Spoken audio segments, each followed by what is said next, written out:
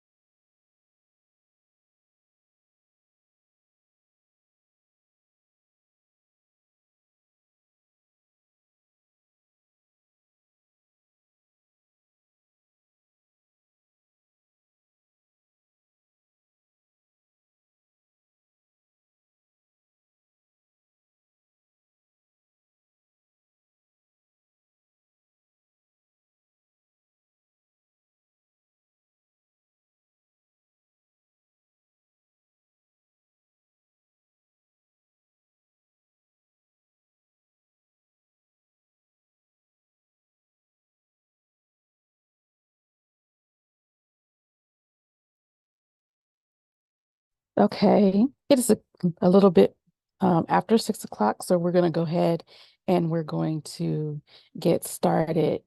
Again, my name is Menominee, and welcome to our 2025 Transit Service Plan. We do thank you for being here tonight. One thing that I like to say at all of our meetings is that you could have chosen to be anywhere tonight, but and you have chosen to be with us, and we do thank you and we do appreciate your support, and we look forward to your comments on this evening at our meeting. And tonight's agenda, again, I'm Menominee McCarter, and I just want to again welcome you all to our meeting on tonight. And on tonight, we will have a presentation by Janice Soriano Ramos and Stephen Chi from our planning team. And we'll also have our Q&A session, and where we'll give you all a chance to provide comment on our draft proposal. And then we will also talk about what we are going to be doing next. And we'll also go over our meeting etiquette and also how to participate on tonight. Okay, so what I want to do is I kind of want to know who's in our virtual room on this evening. And so I'm going to provide a poll, and I'm going to go ahead and launch that now and give you all a few minutes to answer the questions that are in our poll.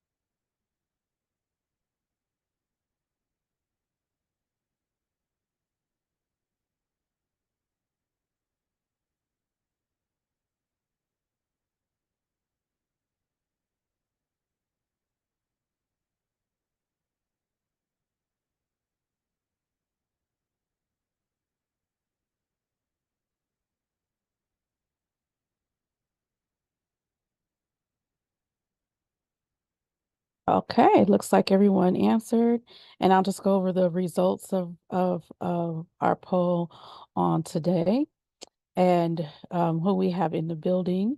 It looks like many of our participants are between the ages of 45 and 64, which is great. And um, let's see, we have a lot who prefer not to answer the ethnicity poll. And then many of you are, um, let's see, income is between 50 and 75,000 for most. And I'm just sharing the top. It's not of everyone. And most of you all get around using our bus and light rail system. So that is wonderful. We are always, always, always happy to hear that. Okay. And then we have a question also, an additional question, and we'll give you a chance to answer this. So how do you get around Santa Clara County? Again, we all just answered the question of who is here with us on today, but how do you get around? If you'd like to speak, just to let us know how you get around. You can go ahead and put that into the chat, or not speak, but you can go ahead and just add that into the chat, or add that into our Q&A, and then we can just kind of see who's in the virtual room with us on today.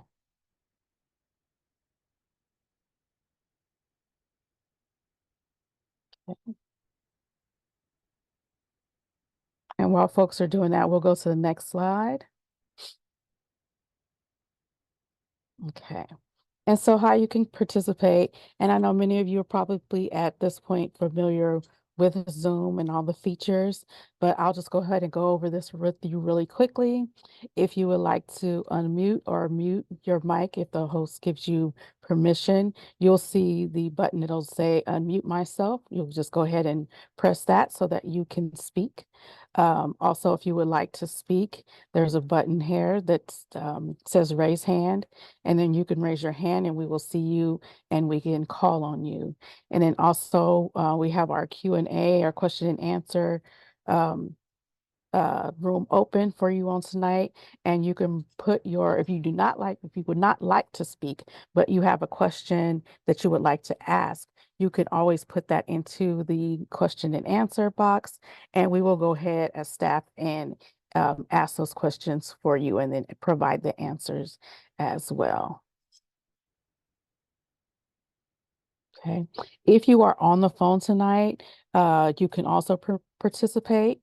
Just press *9 if you would like to raise your hand, and we'll be able to see that here. And then you'll be allowed to unmute yourself. And to do that, you would just press *6.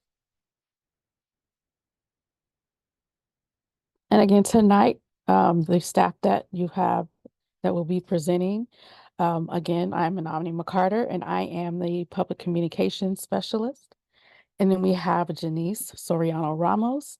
She is our Senior Transportation Planner and our Project Manager for the Annual Transit Service Plans. We also have Stephen Chi. He is our Transportation Planner. And we also blessed tonight to have Jay Tyree, who is our Service Planning Manager. Thank you all for being here. Okay, and so what we would like to see from you, or feedback that we would like to get from the community, are comments on the proposed service changes for 2025. We want to know what works for you, and we also want to know what does not work for you. And then any concerns that you would like to raise about the draft plan. We also will be answering questions on what service is left to restore in 2025. Okay. And tonight's what staff is promising to do for you is to explain the proposal, and we'll take your feedback and we will pass that on to our VTA Board of Directors. And then what we'll do is we'll use your feedback to revise the plan with available resources that we have.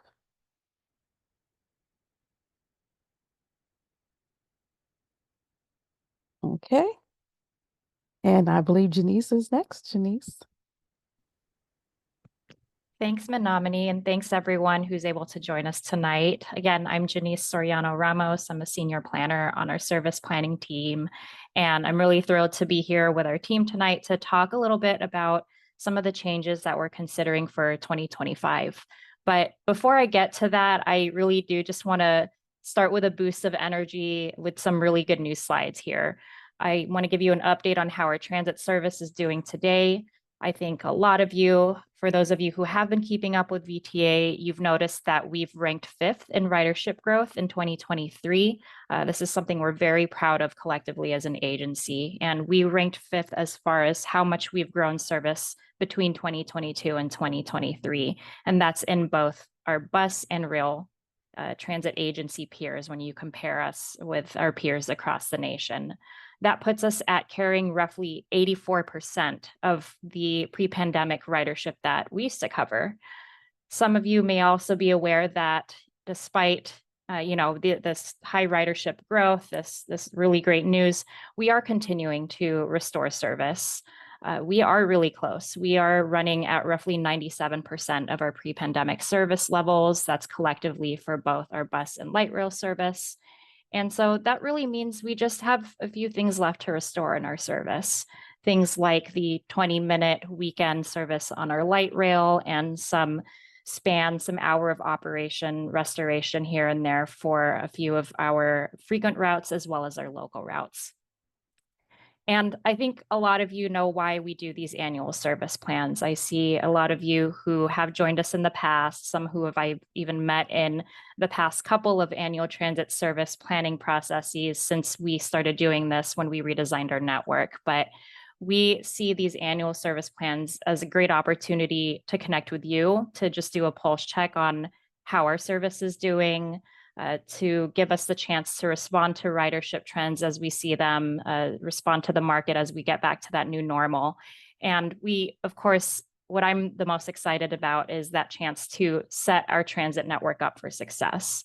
Last summer, we got the board to adopt a North Star, a very ambitious plan to get our service to run 83% service more compared to what we offer today. And I really see these annual service plans as an opportunity to get there one day.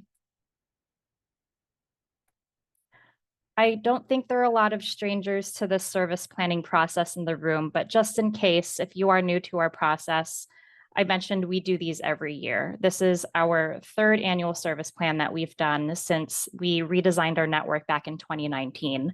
So what these service plans cover and what we like to incorporate whenever we discuss draft plans with you all is what the bus and rail service throughout our county looks like. Anything from where our routes travel, where they stop, how often our service runs, how early and late our service runs. And you'll notice when I get over to the next slide that each of our annual service plans builds from the previous year's plan. We want to make it better and better. So don't think of this plan as a complete redesign every year. That redesign really just happened just 3 months before the pandemic hit. And these annual service plans are ways for us to make incremental changes. Sometimes that'll mean we are making changes so that we can sustain our current transit service levels. And sometimes it may mean we also get to increase our service. And I hope we'll be able to get to do that in the next few plans. A quick snapshot of what our annual service plans have looked like so far.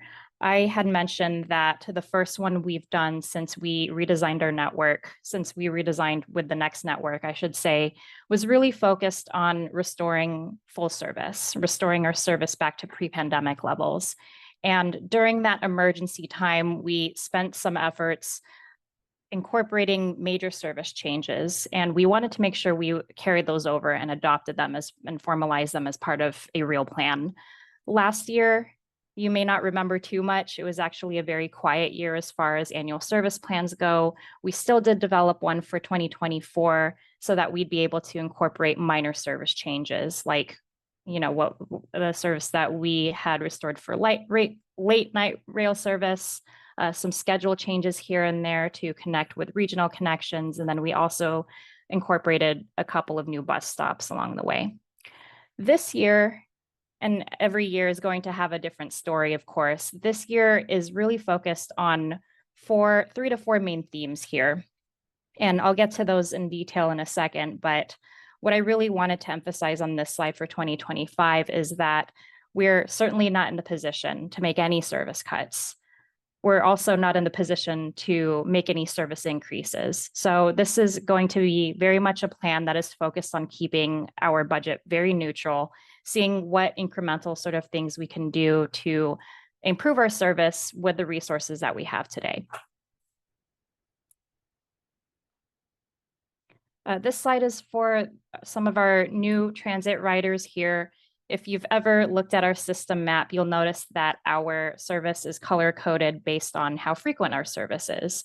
And I'm flashing this slide up here because I will frequently, no pun intended, I will frequently be referring to these terms based on their colors. So our frequent network is color-coded in red. All of our light rail network is considered the part of the frequent network as well.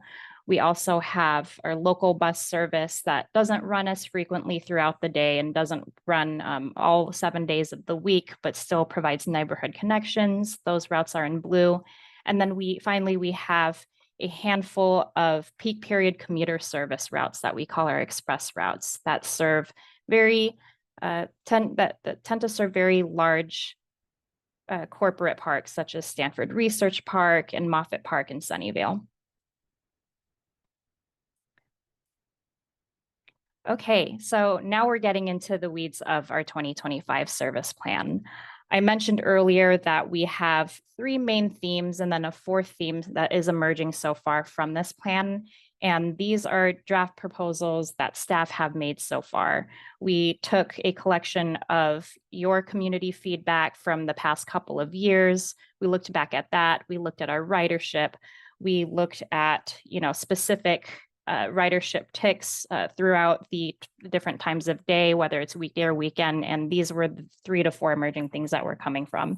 So the first one here, the first theme we are proposing so far, we have a few of our local routes that are some of our lowest performing routes in the entire network. And we wanted to find creative ways to increase their productivity and make sure that we were right sizing the amount of service based on the demand that we see today. So 3 themes within this theme, I suppose. One of the routes we are discontinuing. It is a service partnership route. Second is we are consolidating a couple of bus routes that serve the Milpitas area. And then finally, we are looking at some changes on our Route 89 in Palo Alto.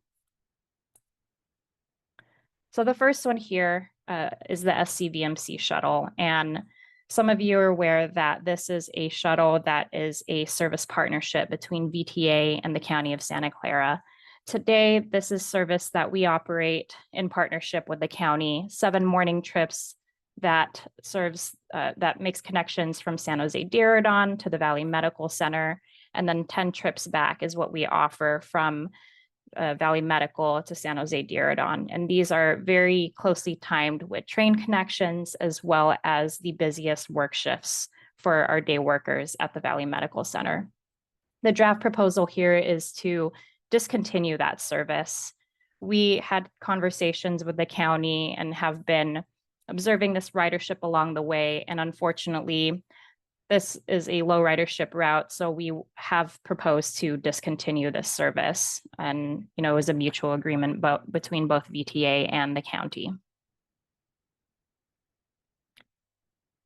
The second slew of routes that we really wanted to revisit as far as how we could boost the productivity on this route is the 47 and the 44 collectively. So with these next couple of routes, we actually did a route evaluation where we worked with consultants and we worked together to find a handful of solutions that would help us boost the productivity of Route 44. Most of you know that today, routes 44 and 47 together, they collectively form a 2-way continuous loop to serve the Milpitas area. And what we're proposing for 2025 is actually to consolidate those two routes, meaning we wouldn't have that continuous loop in both directions for both routes. We want to consolidate the service so that it could just serve the most productive areas on Route 47. I've bolded in red the changes between today's service and what we're proposing for 2024. And in summation, we would have the route just be run route. We would just call that the 47, and it would be extended so that we'd be able to serve the more productive part of the 44, which is along McCarthy and Alder. Another thing too is we would only have that extension happen on weekdays. So on weekends, we would still run the 47 as it runs today. So every 40 minutes on Saturday and every 40 minutes on Sunday. But you'll notice that on Sunday, what we're proposing to do is improve that frequency.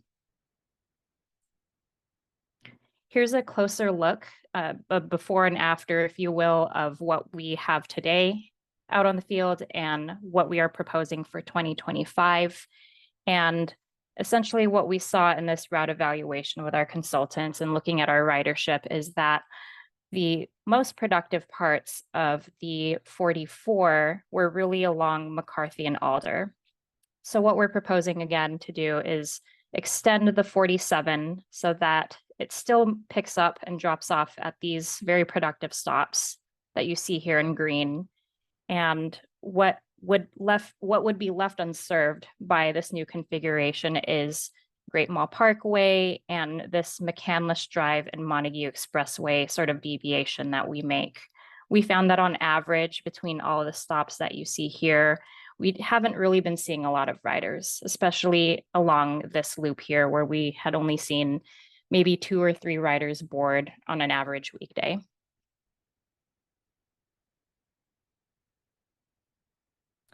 Finally, we've got a Route 89 configuration that we're looking at. This is another one of our lower performing local routes. And today, this is a service that is essentially serving employees in the Stanford Research Park area, including the Palo Alto Veterans Hospital. And then it also makes connections closely timed with Caltrain service at the California Avenue Caltrain station. So today it's a Monday through Friday service, really, providing service between 6:30 a.m. and then 6 in the evening, running every 20 to 40 minutes during the peaks, depending on which trains we typically meet at Caltrain. Today, Caltrain is really providing 2 trains per hour per direction during the peaks. And so that's what we have planned to meet with this current service. In the 2025 proposal, we are actually looking at ways where we could consolidate the service so that we are running it instead of 2 buses, just run it with just 1 bus, which would essentially mean that we would only be able to run service and prioritize certain Caltrain trips, running every 35 to 45 minutes. We have received several comments about this route already, given the fact that many of you are aware that Caltrain is increasing their service levels with their new electrification schedule starting in September. So we are certainly taking into that account, and holistically speaking, we want to make sure that we are serving those important connections with the resources that we're able to come up with. So another one of the things that we're proposing for 2025 on this route is no longer serving that Hillview-Arastadero loop. That actually adds quite a bit of runtime to our routes. And another thing we're doing is running it up Page Mill instead of California Avenue. So that's another way we're able to trim the runtime on those routes while still be able to meet as many trains as possible. And that's something we'll also have to consider adjusting over time as well, since the Caltrain service does start up in September. We'll have to make adjustments considerably in August and October to accommodate that. Again, here's another snapshot, another close look of today's service versus what we're proposing. In short, I'd mentioned that we would no longer serve this Hillview-Arastadero loop, which we only ran during peak hours anyhow, but this loop would go away, of course. The routing would also change so that it no longer goes up California Avenue, but goes up Page Mill instead, as it's a much more direct service to the Caltrain station now that the California Avenue corridor is closed off just for pedestrian access only. Another bright thing to note here is that because we are going to be routing 89 or proposing to do that, we would want to have a new pair of stops. Well, I shouldn't say new, they are existing stops today, but we would like to have that stop pair also be served by Rapid 522 in order to maintain that connection that we oftentimes see between the El Camino corridor and the Route 89. All right, now we're moving on to our second theme of 2025 as far as what we're proposing so far. And we took a very close look at our school-oriented bus routes and found opportunities to further consolidate and make sure that we are making the best use of every bus that we have in our fleet. So the 3 or 4 high schools, I should say, that are affected by these proposals are Independence High School in San Jose, Live Oak and Sobrato High Schools in Morgan Hill, and Gunn High School in Palo Alto.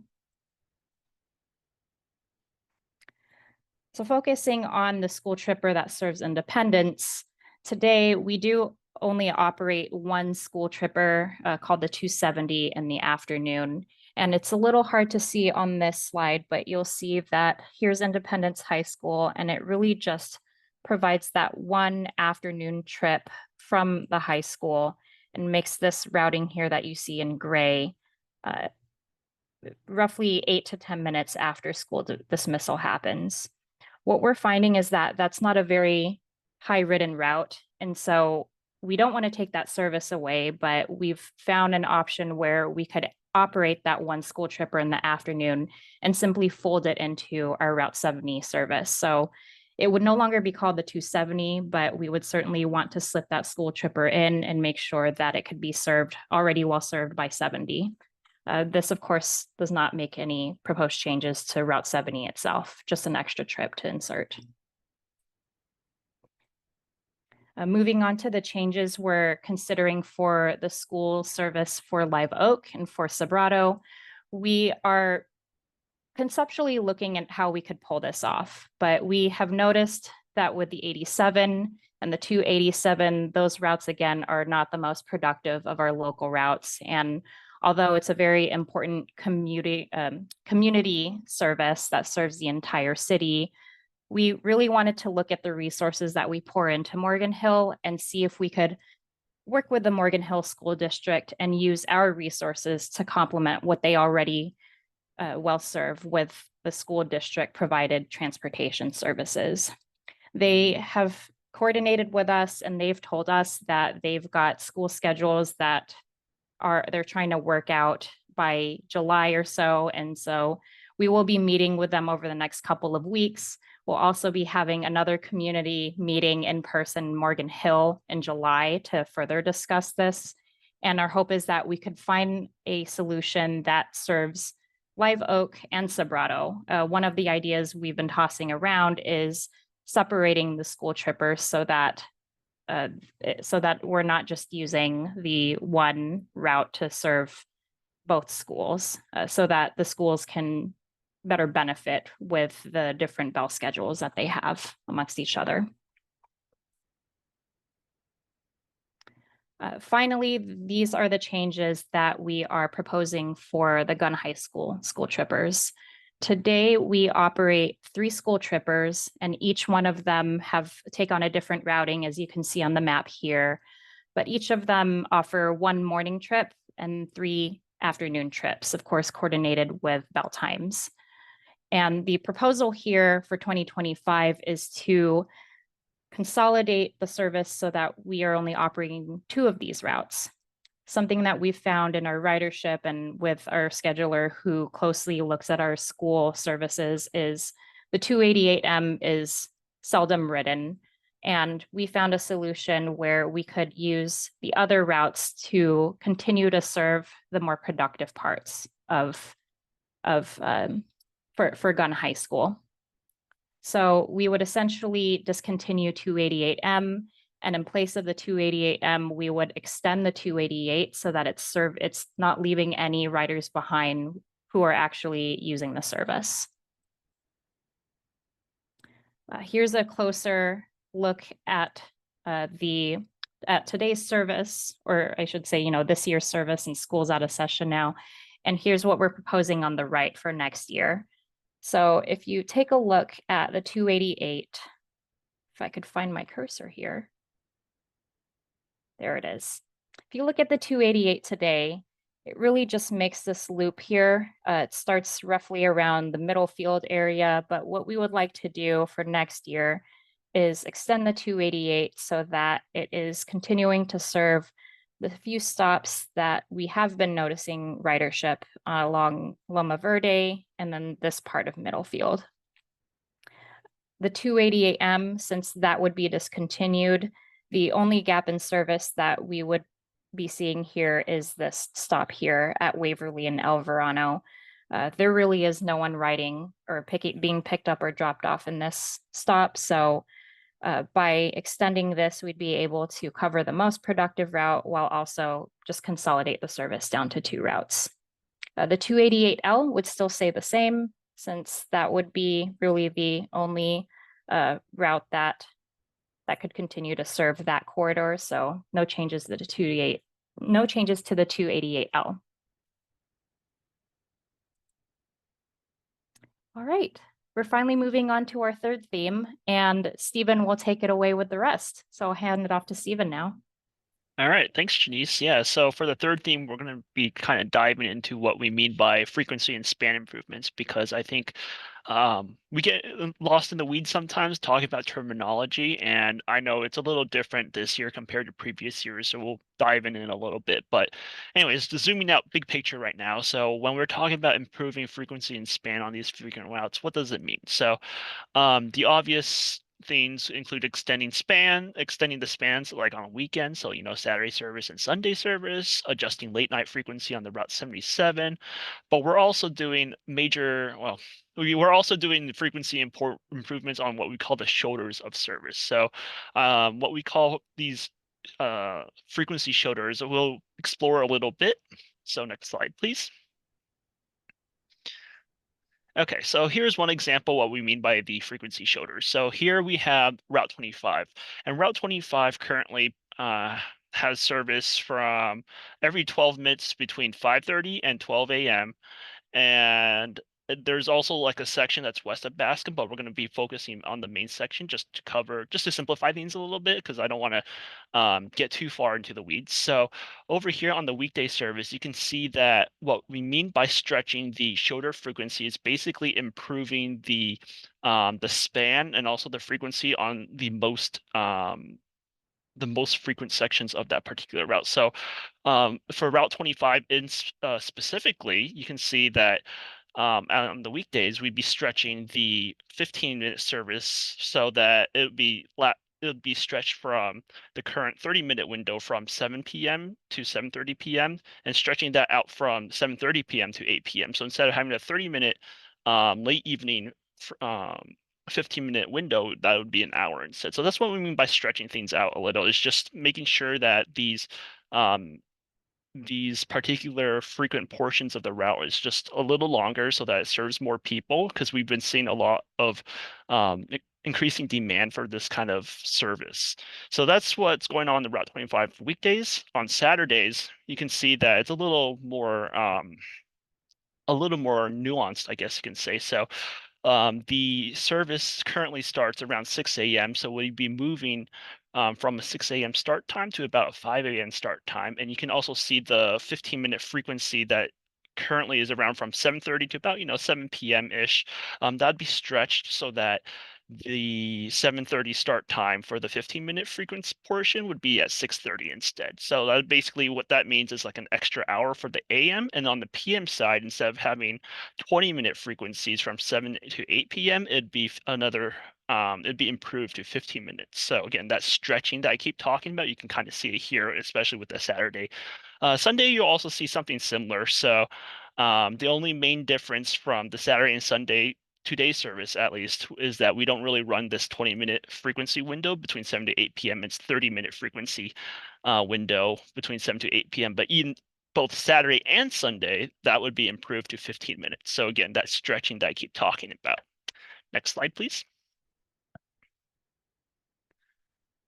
Here, we're going to be looking quickly at the Route 68 also as just another example, because again, I want to make sure that this information is conveyed in a clear fashion.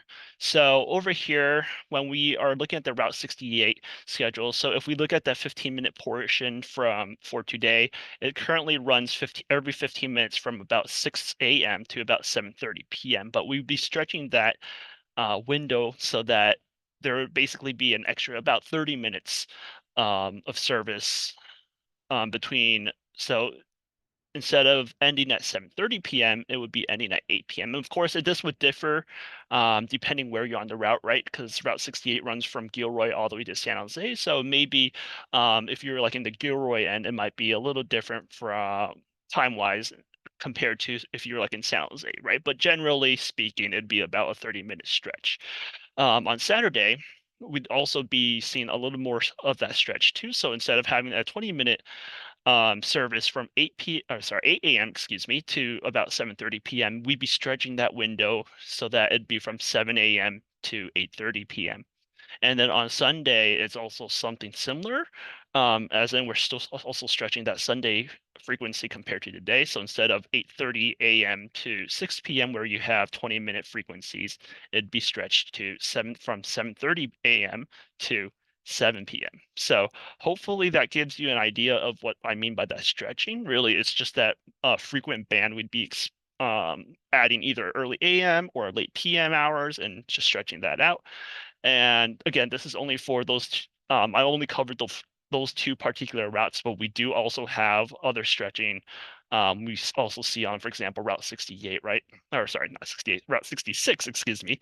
So just a side note, usually how we build the Route 66 schedule is once the 68 schedule is designed, we basically overlay the 66 schedule on top of it. So if you look at our website and kind of look and ask what does it mean by like the text that's there, that's what it means. So you'll also see like a frequency band that's somewhat similar to what we have on 68, maybe plus minus 30 minutes depending on how the schedule is designed, but that's generally what it means on the website. But anyways, just a quick little side tidbit about that.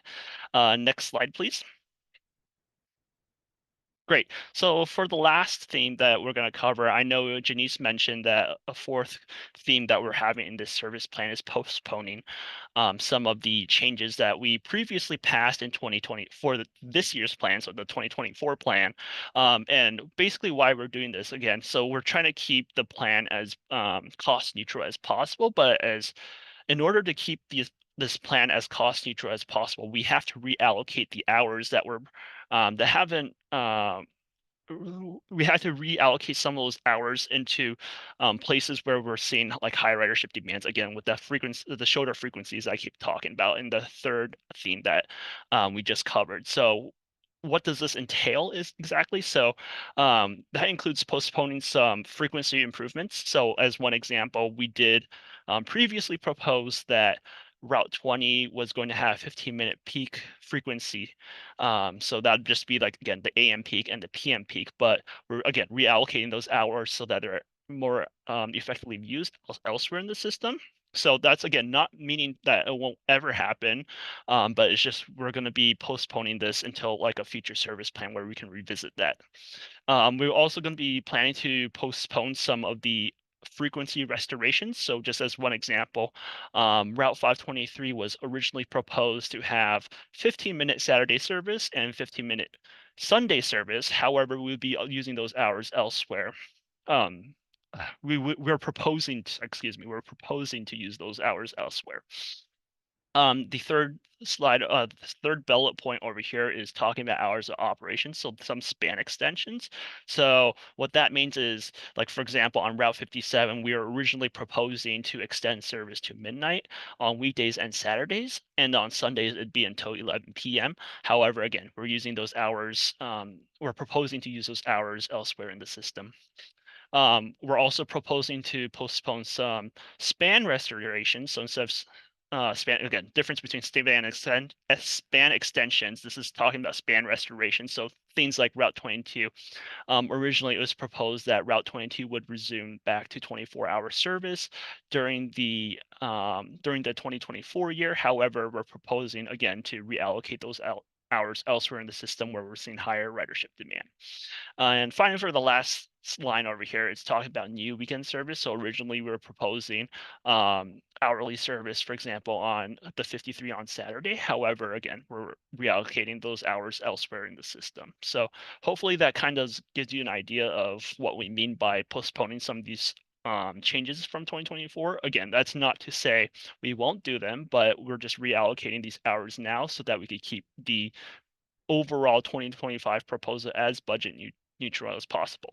So that is, I think that covers those four things pretty well. So now we're going to just talk about other engagement opportunities throughout the month of June, where you can also provide your feedback. So again, we're right now in this June, July 2024 time frame where we're discussing the draft with the community. So what does that exactly entail, right? Because it's a lot of words. So what that means is we still have one virtual meeting. So that's going to be held on Wednesday, June 26th from 11 a.m. to 12:30 p.m. That's also going to be a Zoom meeting. And if that's something that interests you, we do have an Eventbrite where you can register and get our Zoom information from that location. So again, 11 a.m. to 12:30 p.m. on a Wednesday, June 26th. We'll also have one more transit center pop-up. We actually had one at Berryessa today, but we have one more in the works. So this one will be at the Downtown Sounds Lake Customer Service Center, and that's going to be from Friday. That's going to be on Friday, June 28th from 10:30 a.m. to 1:30 p.m. And I think Janice also mentioned this earlier, but we're also having one more in-person community meeting at Morgan Hill. So if you missed the one at Milpitas Library that happened just this Tuesday that passed, we do have this opportunity for you. So this is again at the Morgan Hill Library, which is in their Civic Center area on Main Avenue. That's going to be Tuesday, July 9th from 6 to 7:30 p.m. So again, those are the remaining VTA events that we have on our calendar. We also have a couple of community tabling events that are still, excuse me, still on our calendar too. So what does that mean? So we're going to be having a booth set up at the Sunnyvale's Farmers Market. So this is in their downtown Sunnyvale area around Murphy. That's going to be this weekend, Saturday, June 22nd. And we're also going to have a booth set up at the Campbell's Farmers Market. So that's going to be also this this is going to be this Sunday, and this is approximately on Campbell Avenue between Central Avenue and about 3rd Street.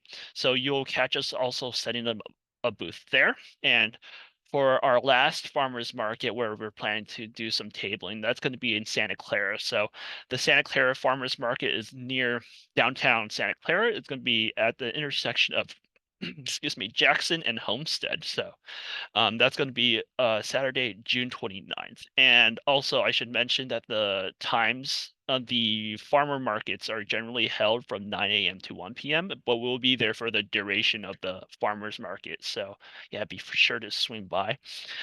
If none of these times or locations work for you, we are still collecting feedback, and we will be collecting feedback until July 12th. So we have two main ways where you can submit feedback regarding the 2025 service plan. So the first way is contacting our customer service team. So our customer service team can be contacted through the email that's listed here, so customer.service@vta.org, or you can call them at 408-321-2300 at the hours that are listed there.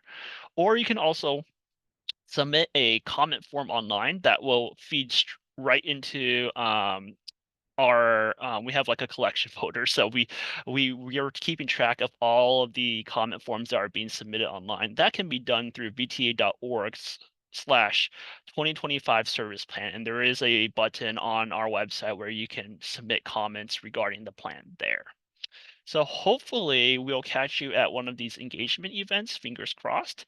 Feel free to drop by, say hi. We'll have swag, and we'll also have a lot of other VTA materials where hopefully we can share those with you. But otherwise, that kind of covers my slides. So I'm going to be passing the baton back to Janice. Thanks, Janice. And now I'm passing it off to Menominee. Hey, thank you, Janice and Stephen, for going over the proposal with us. And so now we are going to go get to the part where you all can participate. And again, I'll go over what we are looking for you all for tonight.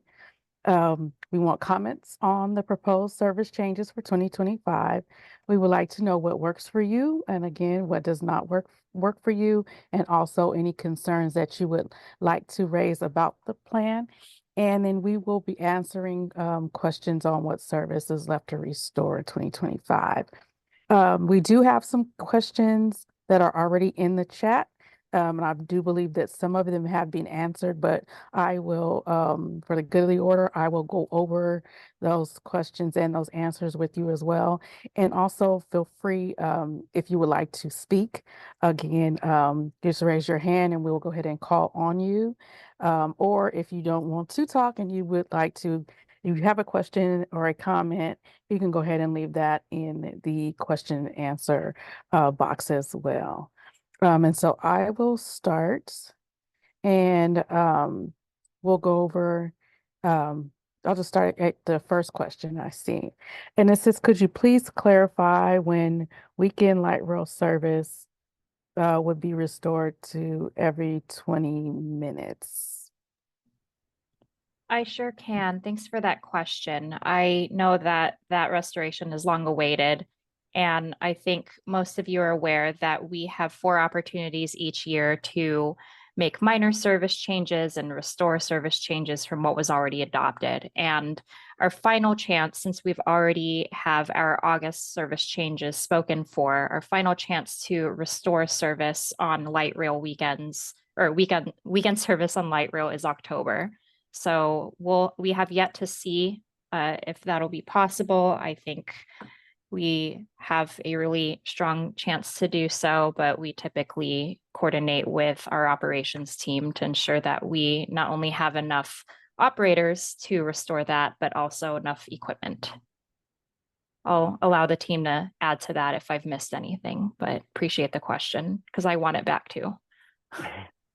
Yeah, Thank you, Janice. I would like to add, I think the reason that we don't know yet, because we all want to know, is we have to wait and see how our operator recruitment training goes, and also how attrition goes with retirements and separations and promotions. We've been able to make a lot of really good progress on the bus side, but on the light rail operator side, it's been more difficult to grow those numbers. And so that's what's holding us back from offering the 20-minute service. So believe me, as soon as we have enough operators to offer it, we will do it. We're hoping for October, like Janice said, but we just don't know yet. Perfect. Thank you, Janice and Jay. And I'm gonna go to one of our questions that was asked and answered, and I'll give you the question first and then the answer. So question was, is there an identified plan to increase revenues so we can fully fund the visionary network? And are we waiting for a new tax or renewal of a tax? A question was answered by Jay Tyree, and it was not yet. The first step is to identify where we want to head. Our next step is to develop a funding and implementation plan. And that part will take some time, as it will be difficult to identify where all of those resources are going to come from. Okay. All right. And we'll go back to an open question. And this question is when I've ridden the 523 on Stevens Creek on the weekends, there's not that much ridership. The 23 running every 15 minutes could easily absorb more riders.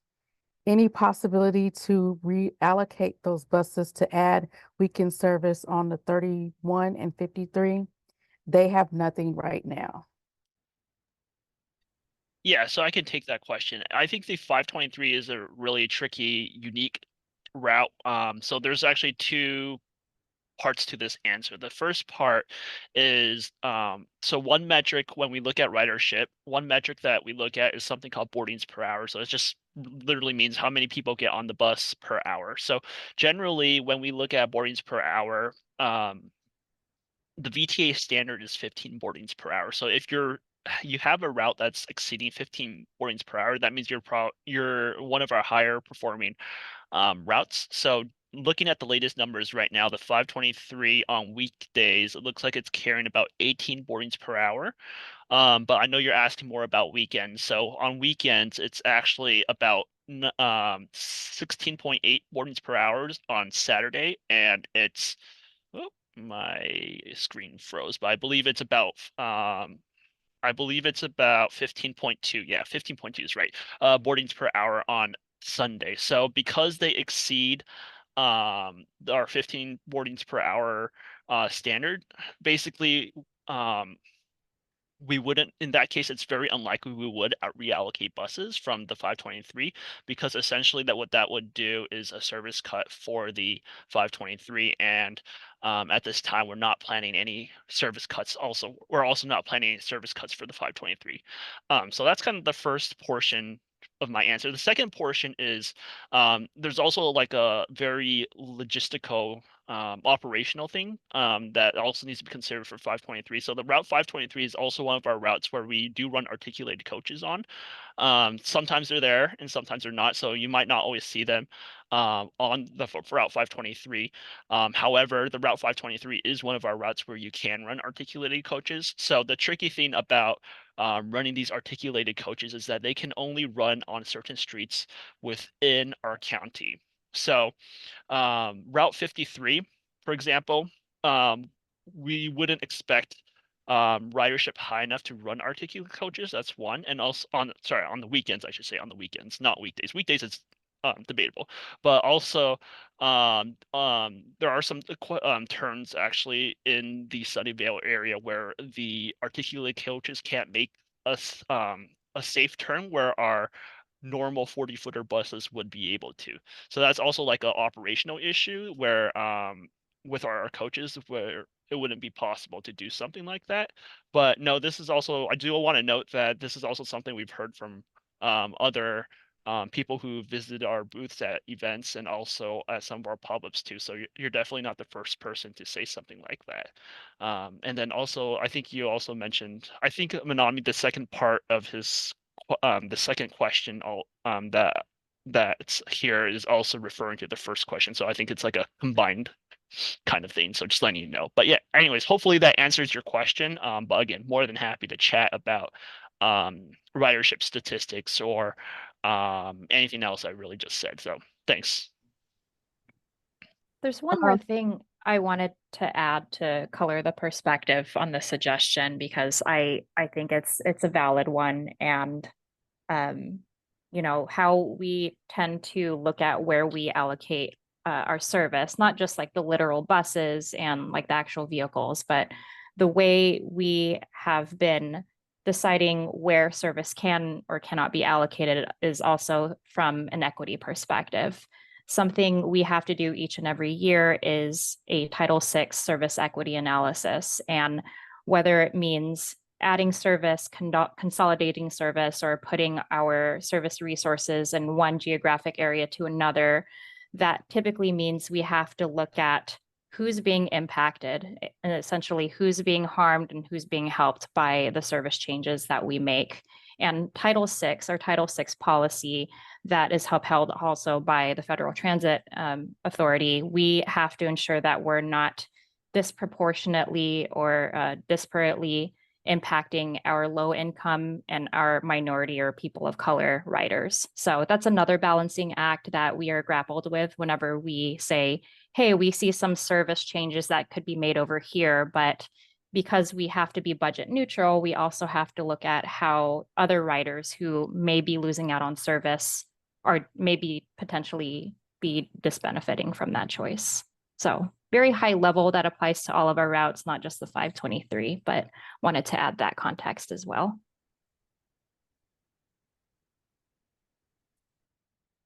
Thank you. Stephen, when you said the second part, did you mean this one, talking about the unique portion of the 523 between Cupertino and Lockheed will remain? Is that what you Yeah, meant? yeah, that's what I Okay, meant. Yeah, I think okay, they meant to combine those together. good, So Sue. Okay, perfect, perfect, thank you.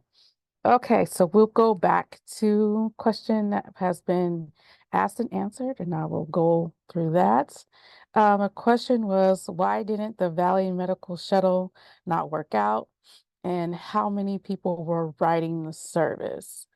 And the answer is difficult to pinpoint a specific reason why it didn't work out, but we were seeing about 2 to 3 boardings per hour on this route.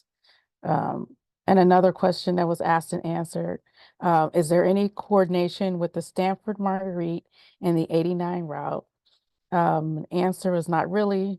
From the Research Park area, the Marguerite shuttle mainly serves Palo Alto Station, while Route 89 serves California Avenue Station.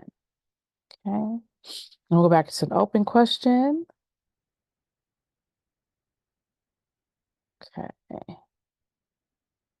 Okay, well, this one is feedback, so we'll read that. I would really like to see more service for the 53 bus, especially in the late night, since I'm a student at the university and often ride that bus and sometimes late. I would also like to request the schedule be synced with the 522, and I lost the question. Hold on. What happened? I'm so sorry, Mummy. It's because I I wanted don't know. to thank Evan for that feedback. So I typed that. Oh no, I can't. I'll continue. It says, I would Okay. also like to request its schedule be synced with 522 better, since I have to transfer and often they barely just miss each other. End comment.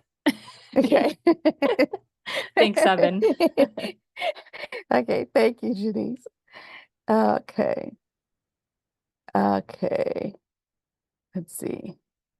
Okay, when there have been specific improvements to buses in the recent past, such as adding later trips on the 27 or improving service to every 15 minutes on the 31, what have the results been? It's a question. Looks like for Jay. Oh, yeah, I was Oh, just typing in the answer. It depends. It's very much depends on when and where we add the service to. So, adding later trips in the 27 is a much lower ridership thing than the 25, for example. It's also much lower cost, so you have to consider ridership, you have to consider cost, you have to look at the markets. So it really, really varies widely. But we can see, for example, when we added the 15-minute service in the 71, that was a pretty high ridership thing compared to if we were to use those resources in a more coverage oriented or more lower ridership area. So when we develop these plans, we look at ridership on every trip, and we look at signs that there may be additional demand that we could better meet, and do that trip by trip. And so that's where all those recommendations that Stephen went over of adding trips here and there, especially in the evening and what we call the shoulders. That's why we know those will be on the higher ridership side, because it's all data driven and it's all coming from hints at demand that we could just do a better job at meeting. So but like you said, yeah, it's all data driven and it depends on when and where.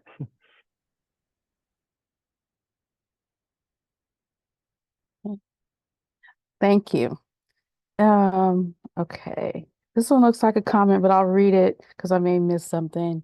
But it says, my response to the presentation is that we can't make major progress on the visionary network until we identify more revenue, and that should be a primary focus for the board and agency. That is, of course, preaching to the choir. Everyone on this call knows that more service will bring more riders and have a self-enforcing effect. So my hope is that there is a coordinated effort to move in the direction of more revenue. Okay, thank you. Okay, my next question, I believe. Okay, there's been a lot of discourse about how to provide better connections to SJC. What would it take to increase frequencies on the 60?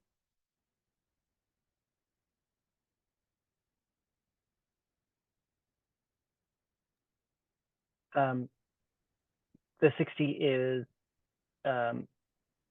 10-minute frequencies in our visionary network. So we would love to do the visionary network so we can get it to 10-minute frequencies. It's not the highest ridership frequent route in our system. It's on the lower side. And so, you know, if we were to talk about phasing of the visionary network, it probably wouldn't be first. It wouldn't be one of the first ones, but, you know, definitely is in our plan. We'd love to have it at 10-minute service, and we think it deserves 10-minute service. I want to say that we do believe that our frequent network really deserves to be at 10-minute service today with the market that we're serving today. Not looking forward, we think it should be that today, but just don't have the resources to do it.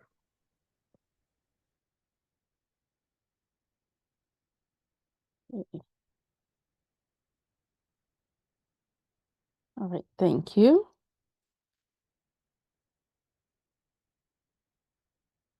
Just me cleaning these out really quick so I know what I am. Okay. What is being done to promote, advertise VTA services? What outreach is done to local high schools, for example? When I was in high school, there were tons of students riding. Now, not so much. And I'll kick that over to Janice. Sure. Thank you for that question. So I would say it is definitely a shared effort when it comes to promoting these school services, particularly for high schools. From the service planning perspective, we do have a dedicated scheduler for school trippers that constantly coordinates with the school bell times and coordinates with all of the school districts that we serve. And typically, what I've heard, at least from most high schools, like the high schools in Sunnyvale, they also like to share transportation services, resources, and the like at freshman orientations. Another thing that I should mention is on the community, actually, Moni, correct me if I'm wrong, but I know that community outreach and or customer service also offer educational opportunities to educate students on how to ride our service, how to pay for fares, and especially for our schools that do get youth passes either paid for or partially paid for by their school district, they are also given resources to understand how to navigate our system alongside that, particularly because that school supports VTA service and subsidizes that service for students. So That's it's done in correct. various ways. You want to add to that, Moni? No, I was just saying that's correct. We have schools and there are schools that we go out to that invite us out. Again, customer service, community outreach, marketing, to encourage students to use transit. One other thing that we do in the summertime, because we looked at promotion and advertising, is that we do provide a summer youth pass that is available for our youth up to through age of 17 to get on our service. They have essentially they can pay for 2 months of service and get a month for free. And then if they use their pass, there are also discounts that go along with that. So that's one thing that we do for our students in the summer, so they can continue to use transit even when the school year is not in session.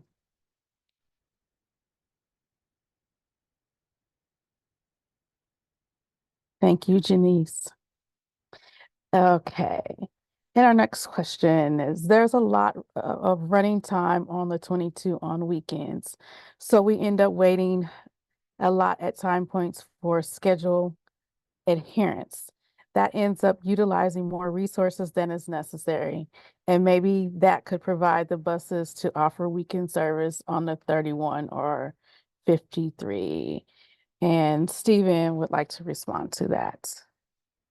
Yeah, sure. I can kind of dive a little into this scheduling that goes behind this. I actually used to do scheduling too.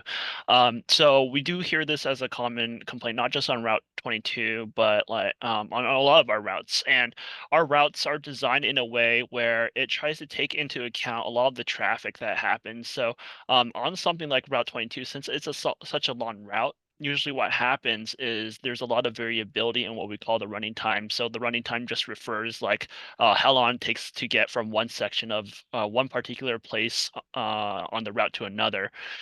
So there's a lot of high variability on something like Route 22 because it's such a long route. So usually how the something like Route 22 is designed is it's designed so that it has what we call like built-in catch-up time. So basically, if you start falling like 1 minute behind at each time point, well, by the time you get to the end of something like Route 22, you could be like 10 or 15 minutes down, and that's a problem because then operators won't get their rest.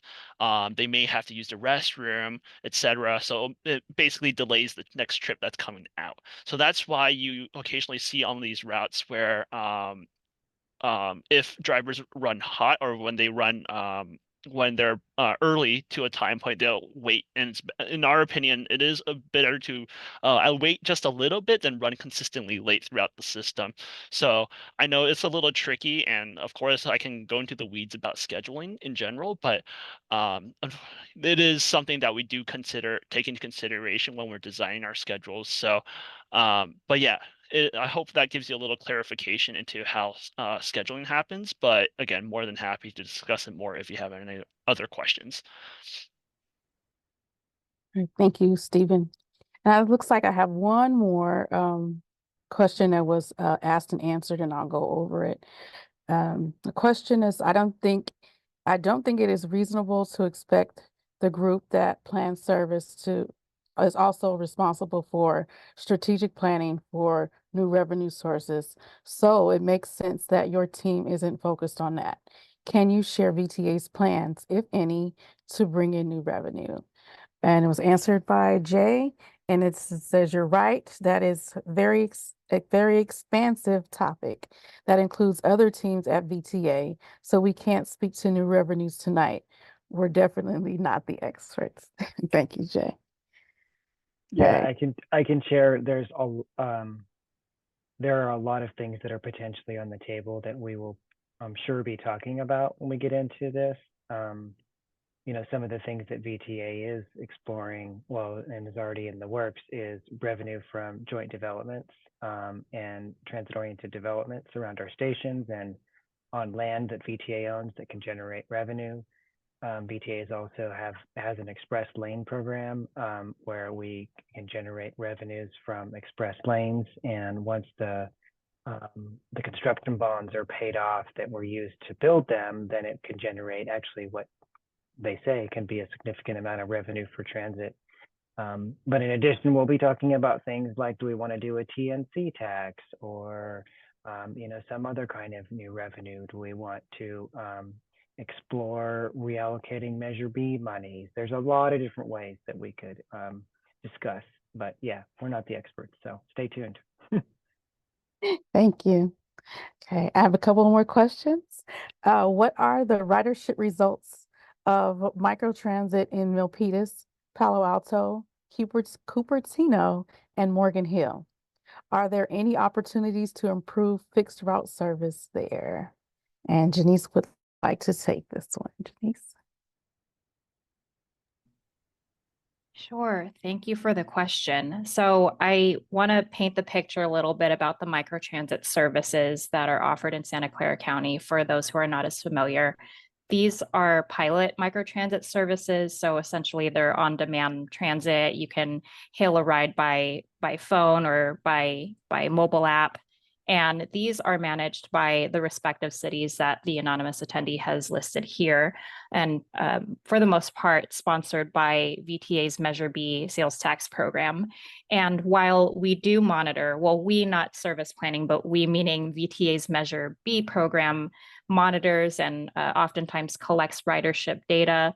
We only monitor it on a periodic basis. And I would say, like, you know, holistically, we do want to look at those ridership numbers as potential trends or potential hints at where there potentially could be success for fixed route.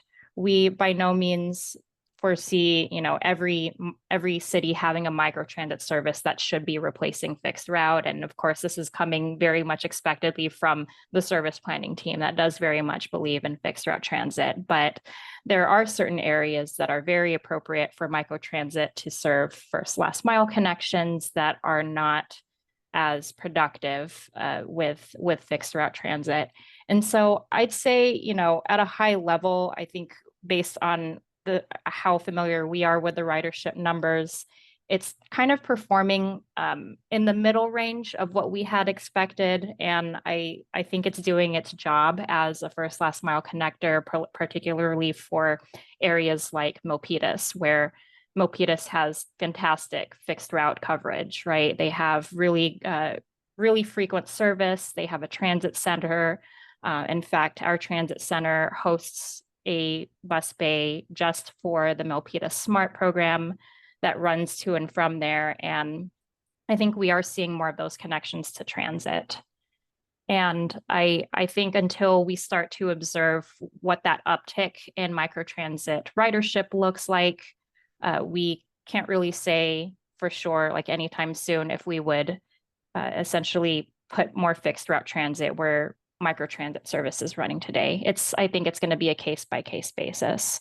And I say that because all of these cities that you see here have very different urban contexts. They have very different transit coverage, different densities. So it really all depends on what goals the city is upholding for the service that they're piloting. Thank you for that. And our next question, it says Santa Cruz Metro is boosting their service 50% over about a 1 year period. Do you have insights into what their trick is? Their ridership has gone up about 23% during the last quarter. Any opportunities to learn from their experience?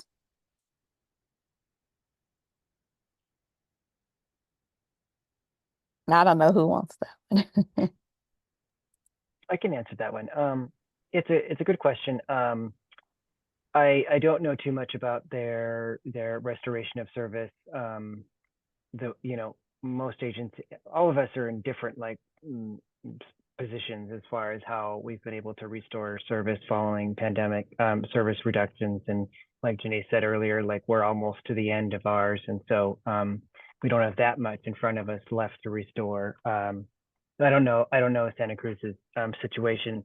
And then, comparing us to Santa Cruz, I appreciate that, that they're, ridership growing up 23%. Our peer group is what's called the large bus operators in the nation. There's 38 of us, I believe, or 39 of us total. And Santa Cruz is not a large operator. So, amongst our peer group, we are, like Janice said, fifth, and we grew ridership 22% from 2022 to 2023. We were also fifth on the light rail side amongst the 30, I think there's like 31 or 32 peers that operate light rail. So those are the agencies that we compare ourselves to, because it is more of a direct comparison. And, it's a good news there because we're actually the top ridership growth bus operator in California. So I think we're not doing too bad. Okay.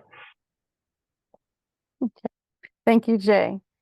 Okay. And our next question says, what is happening with and I hope I pronounce this right, Glideways proposal to connect the airport to the Diridon station?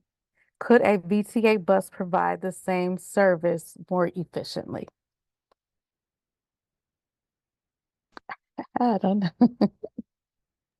Yeah, I don't think we can answer. It's not our team that does the glideways. The city is taking the lead on that, and it's not even our team that is the VTA representative on that project. So I really can't give you any more update. You'd have to ask the city. City. Thank you. Okay. And then the last question that I have here, unless someone else has any more questions coming, is there any opportunity to restore service on the 65? A huge gap was left on Camden Avenue as a result of the 2019 service change. There are apartments on that corridor that need service.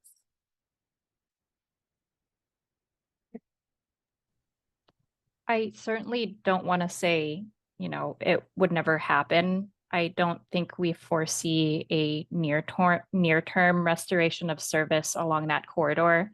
I do understand that the 65 as part of the 2019 new transit plan was really something that the community was hoping that we would not discontinue. We know that we had a very focused marketing effort to give it one last shot with the community to see if awareness was an issue or if, the bus service was something that people were just not aware existed. And we really wanted to give it a fighting chance, but unfortunately, with everything else that was proposed in that new network, we had to cut our losses and discontinue that route. So that's the context from then. Of course, that is a very different climate from where we're operating now. That was several years ago. So I don't ever want to say that it wouldn't be a possibility, but it's just not in our near-term plans to restore at this time.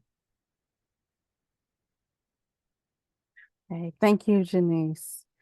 I don't see any more questions. So let me just make sure. Okay. Okay. Yeah, I don't have any more open questions at this time. We are nearing the 7:30 hour, and I just want to give anyone else that has anything else to say, or any more questions, one last chance here before we close. Okay. Okay. All right, here's one. What efforts is VTA undertaking to get more state operating funding? I can answer that. It's a good question. State money comes in many different forms. There's a state diesel tax that we get some money from. There's air district money. There's general fund monies. There's climate cap and trade monies that come. These programs, well, the diesel tax is kind of a formulaic thing, but a lot of the others typically come in like one-time grant releases. And so I guess the answer to the question is we have a grants team that, of course, is not us, but a team of planners at VTA that are watching all the grant opportunities that come out at the federal, state, and the local regional level, and identify what projects we can fund with it. And we're getting better. It seems every year that goes on, we're getting better and better at pulling in outside monies, including state money. I will say though, grant money is much easier to get for capital projects, meaning stuff that we build, and even like preventive maintenance as well. So like, for the East Ridge to BART regional connector project, or, doing the De Anza Transit Center that we did on Stelling a few years ago, or building our operators some restrooms at end of line locations. Like those are places that we've been very successful and are getting really, really good at it. It's really hard to get money just to operate service. There's really very few sources of continued sustained operating dollars.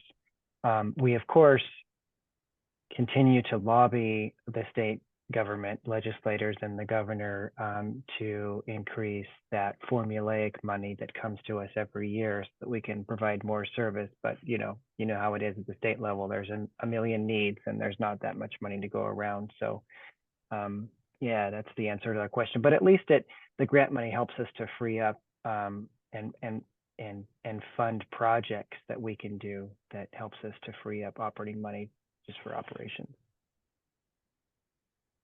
Okay, thank you. And how will the bus network change with the BART to Eastridge Regional Connector? Any high-level concepts?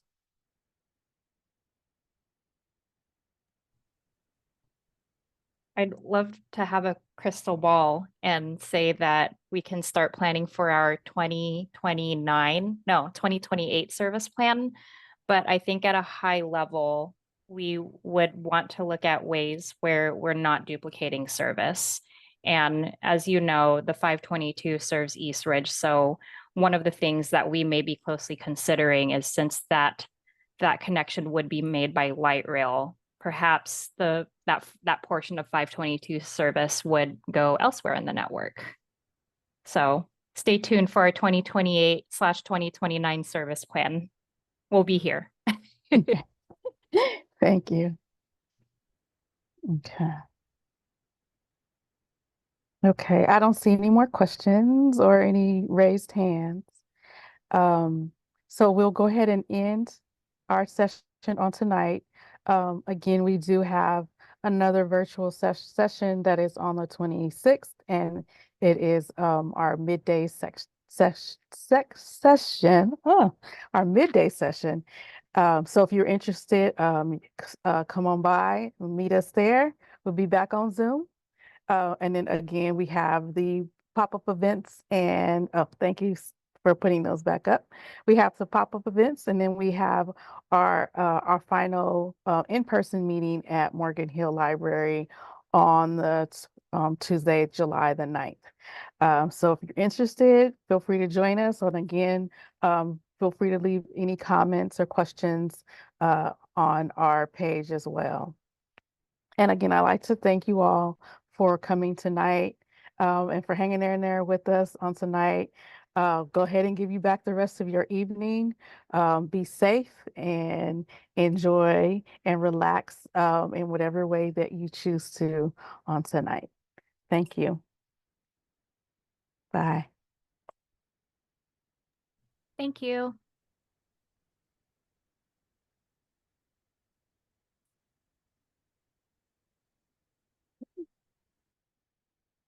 Bye.